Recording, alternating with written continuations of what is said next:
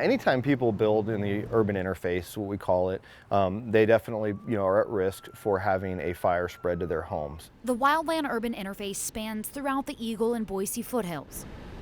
The challenges that we face in the rural areas in Eagle and everywhere else that's in the wildland urban interface is homes that are built with not a good amount of defensible space. But homes in some subdivisions like Avimore and Warm Springs Mesa, built in spots prone to wildfire, have that defensible space. We know that this kind of area is prone to fires. When the wildfires do go through, we want to hopefully avoid doing any damage to our homes and buildings here. So it's a combination of the materials we build from as well as how we landscape. They're designated as fire-wise communities. The way houses are built and landscaped help protect them from the threat of wildfire. So we got to keep the fuels away from the house. A few miles outside Eagle city limits, nestled in the foothills, Avimore is a part of Eagle's fire protection district. One potential downside to living outside central urban areas is increasing response times.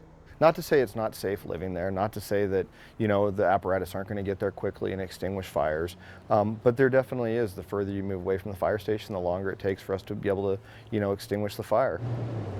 When the community was built, they had to find enough water. Through a line from Hidden Springs, Avimore's hooked up to Suez water. But we've got a couple big tanks with more tanks going in, and they're sized to fight fires. They also have fire hydrants throughout the neighborhood, which many wildland and rural areas don't have. We have a challenge with water supply every year. So crews may rely on the 7 water tenders spread throughout the county to fight fires. We don't use water tenders nearly as much as we used to. And when I started in the fire service 20 years ago, there were quite a few areas in this jurisdiction that didn't have fire hydrants. As the city's grown and developments come in, the water system has expanded. Eagle Fire says water resources weren't an issue in the Highway 55 fire, but this steep terrain was. We were very fortunate to have some air support. We was able to put retardant on the north side of the slope to help protect it from getting into the power lines, as well as jumping Highway 55 and getting over to the community of Avimore. They kept everything on the other side of the highway from us, which obviously they did a fantastic job.